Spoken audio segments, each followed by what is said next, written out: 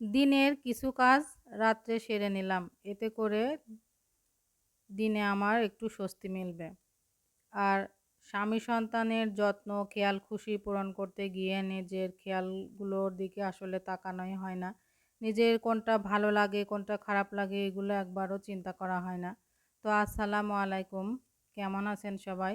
আশা করছি যে যেখানে আছেন সবাই অনেক ভালো আছেন এবং সুস্থ আছেন। আল্লাহর রহমতে আলহামদুলিল্লাহ আমিও ভালো আছি। তো সকাল সকাল আরও একটি ভিডিও শুরু করে দিয়েছি। তো এখন হলো 8:30 বাজে।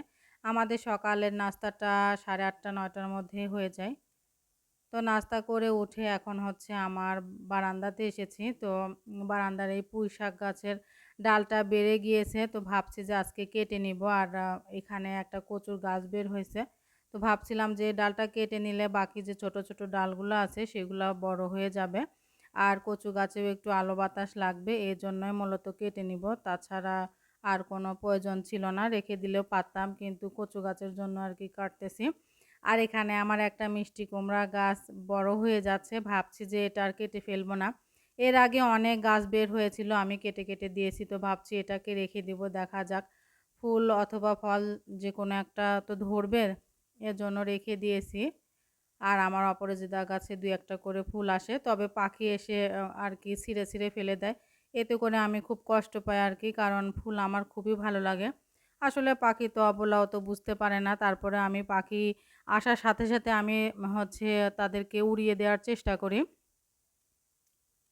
তো আমি প্রতি বছরই আমার বাক্সের মধ্যে যে কাপড়-চোপড়গুলা থাকে, লেপ, কাঁথা, কম্বল যেগুলা আরকি, সেগুলা বের করে তারপরে হচ্ছে ভালো করে আবার ঝেড়ে আবার সুন্দর করে গুছিয়ে নিয়ে এতে দেখা যায় যে পোকামাকড় ঢুকছে কিনা, তেলাপোকা ঢুকছে কিনা। আর এই বাসাতে এসে প্রচুর পরিমাণে তেলাপোকা হইছে।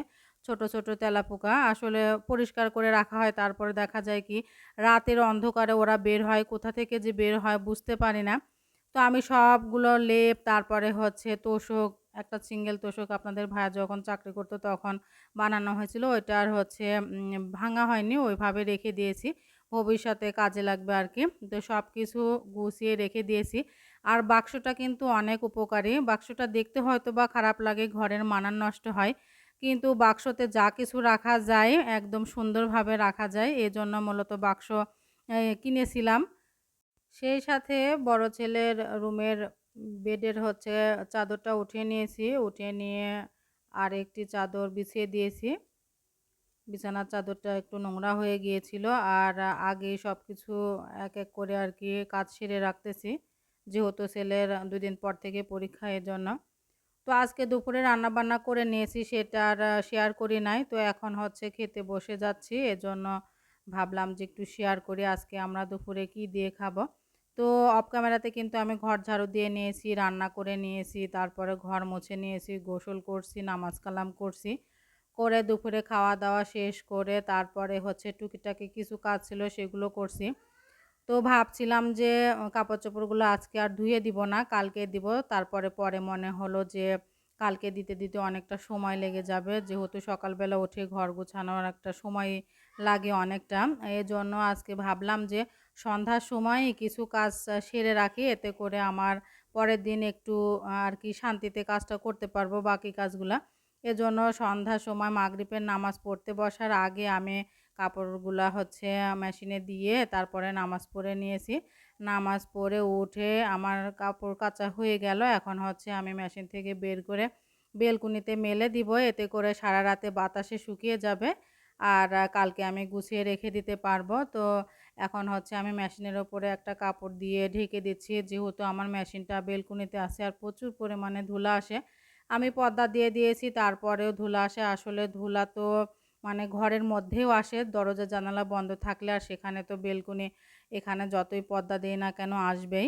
তো এখন ওই যে আমি দরজা বন্ধ করে পর্দা দিয়ে সরিয়ে ঠিকঠাক করে নিলাম। নিয়ে বড় ছেলেকে পড়তে বসাইছি। কারণ বসে না থাকলে একদমই পড়তে চায় না। এখন হচ্ছে বড় হয়ে যাচ্ছে, তো এজন্য একটু দুষ্টু হয়ে যাচ্ছে। ছোটবেলায় আমাকে বলাই লাগতো না যে পড়তে বসো, আর এখন তো মাথাটা নষ্ট করে দেয়। তো আজকে হচ্ছে সন্ধ্যার নাস্তাতে পাস্তা রান্না করব, এজন্য যে রান্নাঘরে চলে আসছি। আমার কথার মাঝে ভুল ত্রুটি হয়ে গেলে অবশ্যই আপনারা ক্ষমা সুন্দর দৃষ্টিতে দেখবেন। আর যেসব আপু ভাইয়ারা আমার ভিডিওটি পেজ থেকে দেখতেছেন তারা পেজটি ফলো করে রাখবেন। আর যারা ইউটিউব চ্যানেল থেকে দেখতেছেন তারা আমার চ্যানেলটি সাবস্ক্রাইব করে রাখবেন।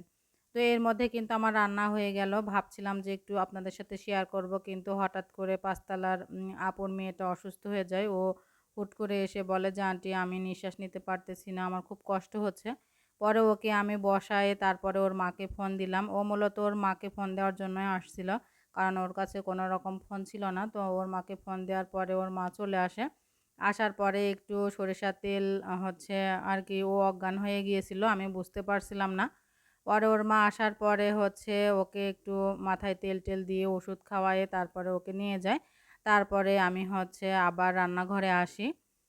তো আসলে বিপদ কখন আসবে কেউ জানে না। আমি ওর সাথে সন্ধ্যার আগে আমি ছাদে গিয়ে কথা বলে আসছি। ও কাজ করতেছিল, ও ফুলের গাছ লাগাচ্ছিল। সে মেয়ে সন্ধ্যার পরে অসুস্থ হয়ে পড়ে। আসলে মানুষের ১ সেকেন্ডের কোনো ভরসা নেই।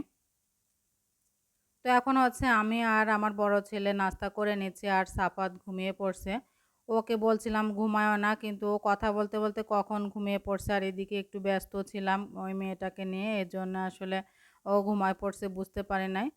তো যাই হোক এখন হচ্ছে খাওয়া-দাওয়া শেষ করে নিব। তো এর মধ্যে কিন্তু আমি চুলাতে পায়েস বসিয়েছিলাম, খেজুরের গুড়ের পায়েস। পায়েসটা আমার রান্না হয়ে গেছে আর আজকের পায়েসটা এত মজা হয়েছে কি বলবো। শীতকাল আসলে যে আমি কতদিন পায়েস রান্না করি এর কোনো হিসাব থাকে না। আমার খুবই ভালো লাগে।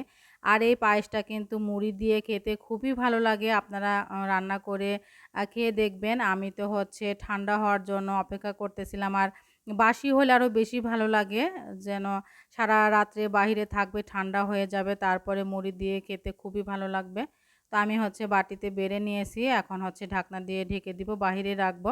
তো যাই হোক সবাই ভালো থাকবেন, সুস্থ থাকবেন। আল্লাহ হাফেজ।